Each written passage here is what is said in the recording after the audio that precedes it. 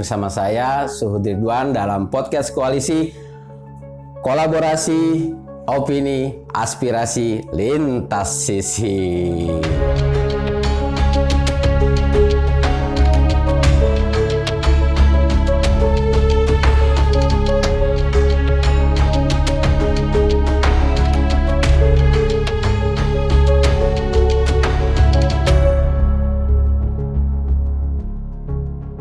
Assalamualaikum warahmatullahi wabarakatuh. Salam sejahtera untuk kita semua. Pengganti nasi adalah ubi, baju kotor kudu dicuci. Kalau Indonesia mau eliminasi TB, lintas sektor kudu terjadi. Teman Akselerat, hari ini kita akan berkolaborasi atau berkoalisi dengan salah satu orang penggiat TB di Indonesia. Saat ini sudah hadir di tengah-tengah kita, namanya Bapak Budi Susilo, betul ya Pak Budi ya? Bapak Budi Susilo ini dari Yayasan Pena Bulu. Betul, oke, dari Yayasan Pena Bulu. Nah, teman-teman Akselerat, tadi pantunnya saya itu terkait dengan eliminasi TB. Hari ini kita akan ngobrol banyak tentang eliminasi TB yang ini juga dikerjakan oleh Yayasan Pena Bulu. Ya Pak Budi ya, betul ya. Tapi sebelum kita ngobrol lebih jauh tentang sepak terjang Yayasan Pena Bulu terkait kerja-kerja eliminasi TB di Indonesia, kita perlu tahu dulu nih Pak Budi, profil Yayasan Pena Bulu. Oke, terima kasih Bang Suhud dan kawan-kawan Akselerat. Yayasan Pena Bulu ini didirikan tahun 2002, itu di Jakarta. Di tahun itu ada layanan yang kuat di Pena Bulu adalah capacity development untuk tata kelola yang baik bagi NGO di bidang keuangan. Karena kita mengetahui pada waktu itu tata kelola yang baik di bidang keuangan untuk kawan-kawan di LSM NGO ini belum begitu baik, maka kita mencoba mengintroduksi di situ. Nah, dari proses layanan itu kemudian berkembang dari prosesnya. Dan Pena Bulu juga bertumbuh dari tahun ke tahun, dan di momentum sekitar tahun 2015-2016 Pena Bulu membangun perencanaan strategis selama 5 tahun ke depan. Nah, di dalam proses itu Pena Bulu mulai melihat ada 9 isu strategis. 9 isu strategis, dan salah satu isu strategis yang pada waktu itu kita diskusikan dan kita bahas adalah tentang kesehatan masyarakat. Nah, kenapa itu menjadi isu strategis Pena Bulu terkait dengan kesehatan masyarakat? Nah, kami melihat bahwa kesehatan masyarakat ini bukan soal untuk yang sakit atau penyakit ataupun apa, tapi kesehatan masyarakat ini kami melihat secara keseluruhan, dan kesehatan masyarakat ini punya relasi dengan peningkatan kualitas SDM. Kualitas SDM di Indonesia, penanggulangan kemiskinan, dan pembangunan ekonomi. Nah, jadi itu kemasannya di sana. Dan kondisi kesehatan masyarakat ini dipengaruhi oleh 3 hal. Yang pertama faktor lingkungan, yang kedua perilaku, dan yang ketiga adalah pelayanan kesehatan. Nah, di pelayanan kesehatan seperti teman-teman ketahui semua, Bang Suhud, bahwa ini dilakukan oleh pemerintah. Dia menyediakan sarana kesehatan seperti puskesmas, rumah sakit umum, juga paramedis dan obat-obatan, dan semua itu untuk mendukung kesehatan masyarakat dari sudut kesehatan masyarakat. Dan ini lebih pada melakukan tindakan kuratif. Nah, sedangkan Pena Bulu melihat kesehatan masyarakat selain kuratif adalah preventif. Nah, Pena Bulu melihat begini, bahwa kita ingin mengambil peran dalam tindakan preventif lebih pada bagaimana melalui program-program pendidikan dan juga pemberdayaan komunitas. Nah, di dua hal itu yang menjadi keprihatinan dan komitmen juga oleh Pena Bulu. Karena faktor lingkungan dan perilaku inilah yang kemudian juga harus kita topang, kita kuatkan dalam proses-proses itu. Dan selain dua hal tadi, Penabulu juga sadar dalam proses kesejahteraan masyarakat ini ada yang namanya advokasi. Advokasi sistem perencanaan dan penganggaran yang dilakukan oleh pemerintah agar sistem perencanaan penganggaran ini selalu terpadu dengan program-program kesehatan yang berrelasi dengan pembangunan, berrelasi dengan pengembangan kualitas SDM dan juga penanggulangan kemiskinan. Nah, itu kenapa Penabulu kemudian melihat bahwa kesehatan masyarakat menjadi bagian penting dan menjadi isu penting ke depan. Mungkin sampai 2030, sampai 2040. Tapi kita melihat dari tahun ke tahun bahwa isu ini isu yang menarik ketika Indonesia mulai masuk pada tataran bonus demografi. Ya, itu menjadi menarik dari bagaimana isu kesehatan menjadi penting di sana. Begitu Bang Su dan teman-teman, bagaimana kita melihat proses-proses ini menjadi penting dan Penabulu mulai masuk ke ranah kesehatan masyarakat. Kira-kira begitu. Artinya kalau tadi dari pernyataan Mas Budi, kalau pemerintah memang menyiapkan instrumen-instrumen kesehatan dari mulai fasilitas, sumber daya manusianya gitu ya, sampai ke logistiknya gitu ya, obat-obatan dan segala macam. Nah, Penabulu main di level tapak, lebih dalam konteks penguatan komunitas gitu ya. Terus kemudian ada juga kerja-kerja advokasi yang dilakukan oleh teman-teman Penabulu. Nah, Pak Budi, ini kan spesifik ya. Kemudian dari isu kesehatan masyarakat terus spesifik lagi ke TB. Tuberkulosis. Nah, apa yang membuat Penabulu kemudian mengusung isu TB dan kemudian Penabulu juga implementasi di program-program TB. Ini pertanyaan yang sangat menarik dari proses yang sangat besar. Kemudian kenapa masuk TB? Ya, kita juga belajar dari diskusi dengan kawan-kawan yang ada di isu kesehatan masyarakat, dan di tahun 2019-2020 kita tuh kaget, Bang Suhud. Kaget ketika ada seorang kawan menyampaikan beberapa data bahwa ternyata kasus TB di Indonesia itu besar. Dan mereka menyebutnya adalah silent killer. Ya, TB adalah silent killer. Lah, kenapa kami sebut silent killer? Bahwa TB ini menurut data tahun yang di tahun-tahun itu, kami baca tahun 2019 bahwa di Indonesia dalam 1 jam itu, 1 jam ya, ada 96 orang dinyatakan TB di seluruh Indonesia. 96. Dan dalam 1 jam itu, angka kematian sekitar 10 sampai 11 orang. Di Indonesia? Di Indonesia. Nah, itu kan sangat mengagetkan. Sementara isu ini, TB ini tidak begitu kelihatan, tetapi ketika ada data semacam itu, maka terpanggillah Penabulu untuk melihat TB secara lebih jeli, lebih cermat, lebih teliti. Apa yang menyebabkan ini semua terjadi di Indonesia dengan negara kepulauan yang besar, banyak pulau-pulau kecil wilayahnya, dan ada beberapa pulau besar, dan kenapa ini terjadi di Indonesia? Nah, tentu ini menjadi menjadi refleksi dan pertanyaan penting di organisasi. Kenapa kemudian kita masuk ke ranah itu? Dan sekali lagi kami melihat bahwa apa yang bisa dilakukan oleh Penabulu dalam soal mengambil peran ini. Ya, tentu seperti saya tadi sampaikan bahwa kita melihat ada tindakan di preventifnya. Sambil juga tetap melihat bahwa bekerjasama dengan pemerintah yang ada di tindakan kuratifnya. Nah, tindakan preventif apa yang kemudian kita lihat adalah bagaimana kita mencoba bagaimana antar pemerintah, swasta, masyarakat ini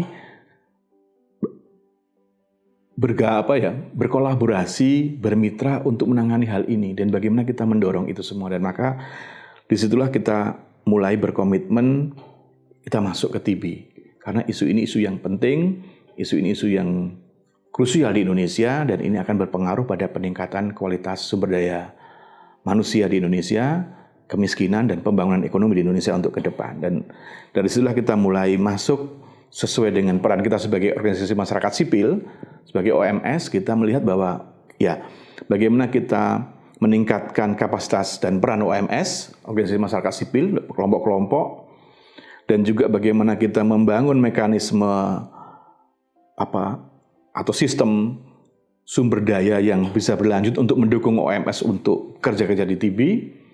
Dan yang ketiga adalah bagaimana kita mendorong keterlibatan multi pihak. Multi pihak itu saya sebut tadi adalah pihak-pihak pemerintah, pihak swasta, pihak komunitas, masyarakat, organisasi masyarakat sipil, kita dorong untuk penanggulangan TB secara struktur gitu. Jadi nggak parsial, tapi bareng lah kita, bareng. Dan ini adalah dan bagaimana kita kemas dalam kebijakan di tingkat pemerintah. Nah, itulah awal kemudian dorongan dari Penabulu untuk masuk ke wilayah-wilayah isu TBC di Indonesia. Oke, baik. Teman Akselerat, kalau kita dengar fakta yang disebutkan Pak Budi tadi, 1 jam ada 96 orang ternotifikasi TB di Indonesia dan 11 orang meninggal karena TB di Indonesia. Ini fakta yang saya agak ini juga tadi Pak Budi ya. Kaget gitu ya, terus kok bisa ya? Gitu ya. Dan ini menariknya, TB ini kan fenomenanya kayak fenomena ikan nila gitu ya.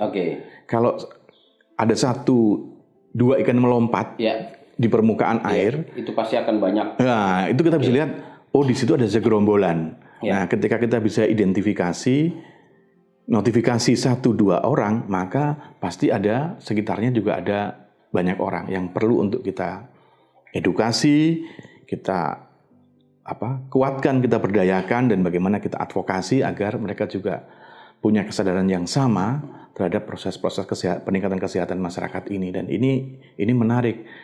Ketika ternotifikasi 1, berarti paling tidak ada beberapa orang di sekitarnya yang kemungkinan juga TB. Dan ini harus kita... Artinya dari 1 orang pasien, dia memungkinkan untuk menularkan di orang sekitarnya. Itu berapa Pak Budi? Ya sekitar 20 lah. 20 orang. 20. 1 pasien bisa menularkan 20 orang di sekitarnya. Karena ini faktor lingkungan. Teman-teman Akselerat. ini sangat kalau kita runut ke belakang, ini kan sudah panjang ya sejarahnya TB di Indonesia, kurang lebih 70 tahun lah Pak Budi ya, sampai kita tahu juga bahwa Panglima Besar Jenderal Sudirman pun terkena TB gitu ya. Yang tadi kalau Pak Budi juga bilang, ini juga harus didorong adanya sebuah kebijakan gitu ya dari pemerintah Indonesia untuk menangani TB atau mengeliminasi TB. Nah, pada tahun 2021 ada Perpres 67 tahun 2021 tentang penanggulangan TB di Indonesia. Nah, Pak Budi, bagaimana kemudian Penabulu melihat penanganan TB di Indonesia dengan sejarah panjang 70 tahun, terus kemudian kok baru ada Perpresnya tahun 2021? Silakan Pak Budi. Ini menarik juga Bapak, sejarah, kita bicara soal sejarah dan bagaimana sejarah juga membangun, menyadarkan kita semua prosesnya. Dan Peraturan Presiden nomor 67 tahun 2021 itu kan sebagai momentum untuk penanganan TB di Indonesia. Dan di Perpres 67 itu disampaikan bahwa Indonesia, negara ini peduli pada penanganan TB dan bagaimana mengeliminasi TB. Nah, di situ menjadi kelihatan bahwa Perpres ini mengajak kita semua untuk inklusif. Menangani TB, inklusif menangani TB. Berarti dulu kan eksklusif kan? Dulu eksklusif. Sekarang inklusif menangani TB, bagaimana mendorong semua pihak, multi pihak, baik itu masyarakat sipil, kelompok masyarakat, di manapun juga di desa, di kota, pihak swasta, dalam hal ini ada rumah sakit swasta, klinik-klinik swasta, dokter praktek mandiri, itu dan juga pemerintah sendiri di lintas sektor, tidak hanya di sektor kesehatan, tapi sektor Kementerian Dalam Negeri, Kementerian Kesehatan, Kementerian Keuangan, semua bersatu padu melihat TB sebagai sebuah permasalahan besar. Dan dengan proses yang inklusif, tidak lagi eksklusif, PP ini menjadi kekuatan kita bersama untuk bekerja multi pihak, saling bahu-membahu, dan saling berbagi informasi, berbagi data, berbagi sumber daya untuk menanggulangi TB. Nah, inilah yang kemudian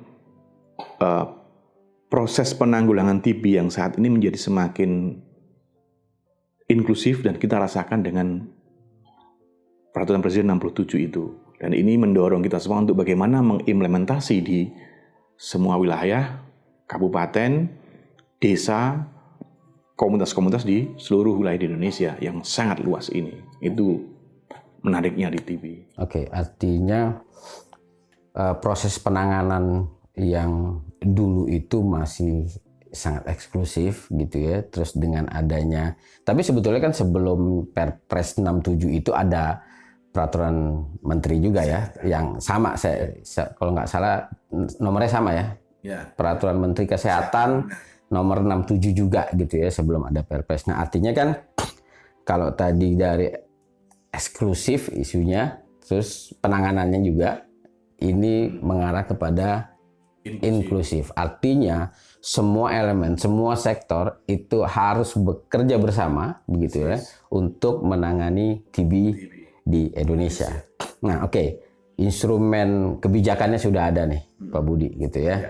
Terus kemudian ini kan pasti akan menjadi acuan gitu ya. Perpres 67 2021 ini akan menjadi acuan untuk semua sektor gitu ya. Bagaimana kemudian dia memasukkan isu TB di sektornya, misalnya untuk sektor lingkungan hidup gitu ya, untuk sektor ketenaga kerjaan gitu ya. Karena pada faktanya tadi di awal Pak Budi juga bilang bahwa isu-isu kesehatan juga berelasi dengan isu-isu sosial gitu ya, isu-isu ekonomi yang ada di masyarakat. Nah, artinya memang Perpres ini menjadi acuan kunci untuk bagaimana semua sektor juga melihat dan bekerja pendekatannya dengan isu eliminasi TB di Indonesia. Nah, dengan banyak udah adanya instrumen-instrumen tadi nih Pak Budi ya, apa yang akan Penabulu lakukan gitu dalam kerja-kerja eliminasi TB di Indonesia?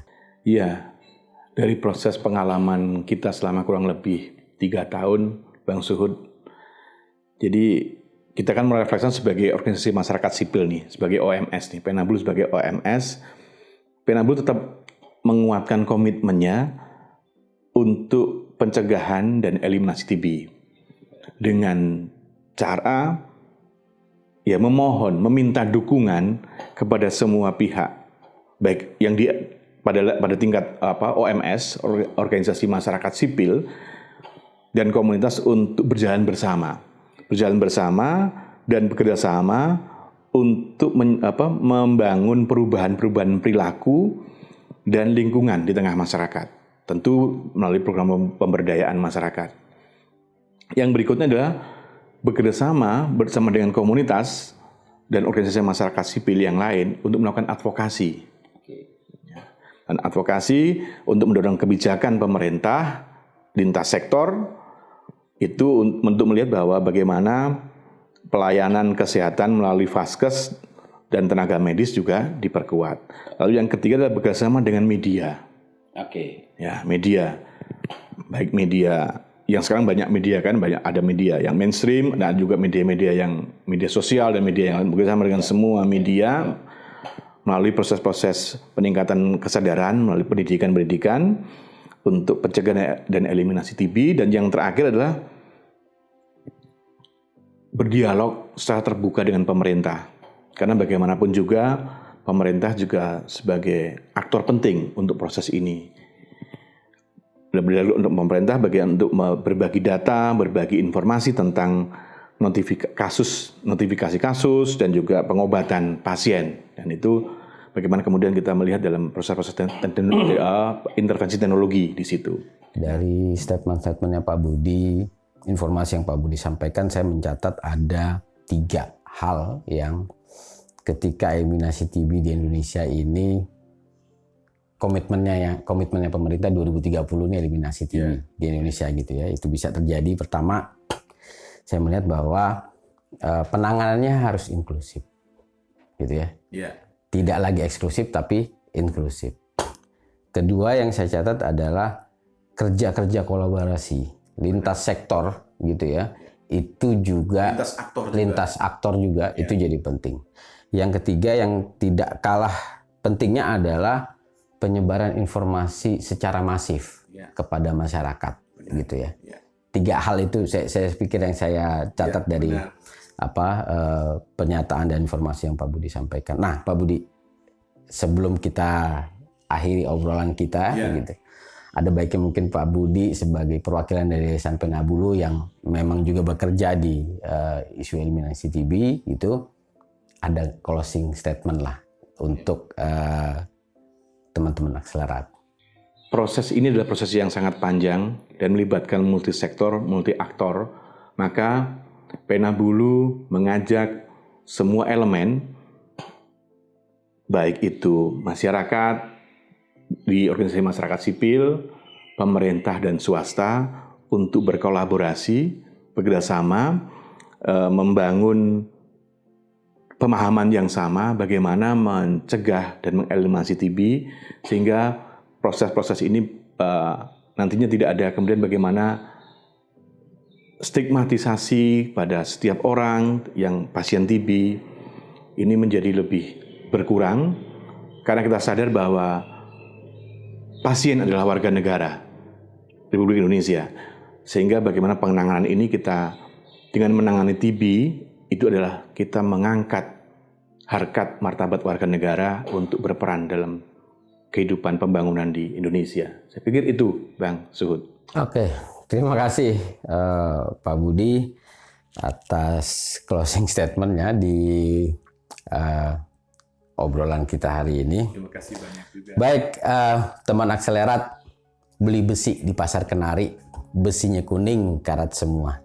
Diskusi kita hari ini kita akhiri, semoga ada manfaatnya buat kita semua. Sampai ketemu di podcast koalisi selanjutnya. Assalamualaikum warahmatullahi wabarakatuh. Terima kasih Pak Budi. Terima kasih banyak.